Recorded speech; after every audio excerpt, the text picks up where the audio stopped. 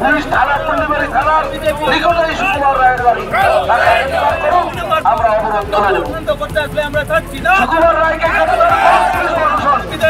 আমরা অবরোধ তুলে নেব।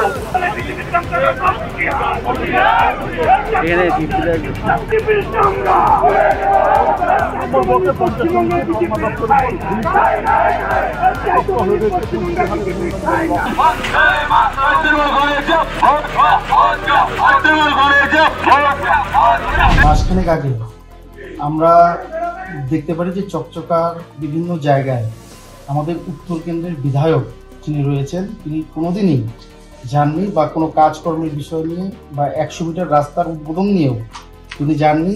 সাধারণ মানুষ তাদেরকে অবরোধ করে এবং তাদেরকে গ্রামে আটকে দেয়। আমরাও সেই জায়গায় যাই এবং সেই গাড়িটাতে করেই কালকে কিন্তু হামলা করা হয় এবং তার ছেলেও অ্যারেস্ট হয়েছে। তাই এবং এটা নতুন নয়, তার ছেলে এবং তিনি বিভিন্ন সময়ে ভান্ডিংগুড়ি থেকে শুরু করে বিভিন্ন জায়গাতে এই হামলার কাজগুলি কিন্তু করেছেন। অ্যাকচুয়ালি এমএলএ বলতেও এটা আমাদের লজ্জাবোধ হয় যে একজন জনপ্রতিনিধি যিনি হাতে কলম ধরবেন, মানুষের জন্য কাজ করবেন, কিন্তু তিনি বন্দুকের রাজনীতি যেভাবে করছেন এটা উত্তর কেন্দ্রের লোক বা কোচবিহারের লোক কোনোভাবেই মেনে নেবেন না। তাই দৃষ্টান্তমূলক শাস্তির আমরা আবেদন জানাবো প্রশাসনের কাছে এবং তৎসঙ্গে আমার পরিবারের যারা রয়েছেন তারা পুলিশের দ্বারস্থ হয়েছেন। আমাদের পঞ্চায়েত সমিতির কর্মাধ্যক্ষ রাজু দেকে গুলি করেছে দুষ্কৃতীরা এবং তাকে প্রাণে হত্যা করারই চেষ্টা করেছিল। লাকিলি সে সেখান থেকে দৌড়ে পালিয়েছে এবং তার রাইট শোল্ডারে গ্রিভিয়াস ইনজুরি হয়েছে। তার ওটি হলো এইমাত্র এবং পুলিশ যে অ্যালেস গাড়ি সেটাকে পুলিশ ধরেছে। এটি কালো রঙের স্করপিওতে দুষ্কৃতীরা এসেছিল। তার সিসিটিভির ফুটেজ পুলিশের কাছে এসছে এবং সেই গাড়িটিকেও ধরা হয়েছে আর ওটিও হয়েছে সাকসেসফুলি। আমরা আশা করছি রাজু ভালো হয়ে উঠবে। যতটুকু এনশিওর করতে পারি কুচবিহারের পুলিশ এদিক থেকে অনেক বেশি অ্যাক্টিভ।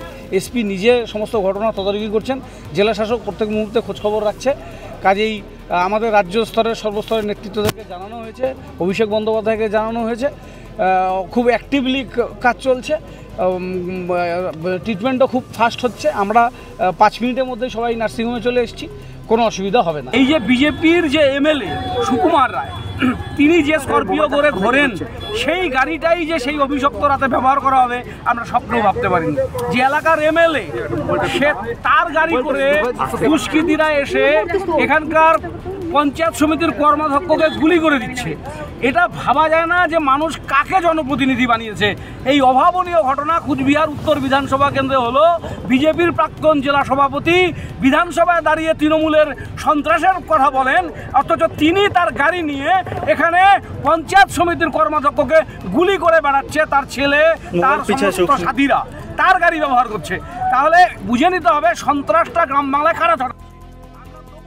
ফলো করুন সংবাদ প্রতিদিন ডিজিটাল।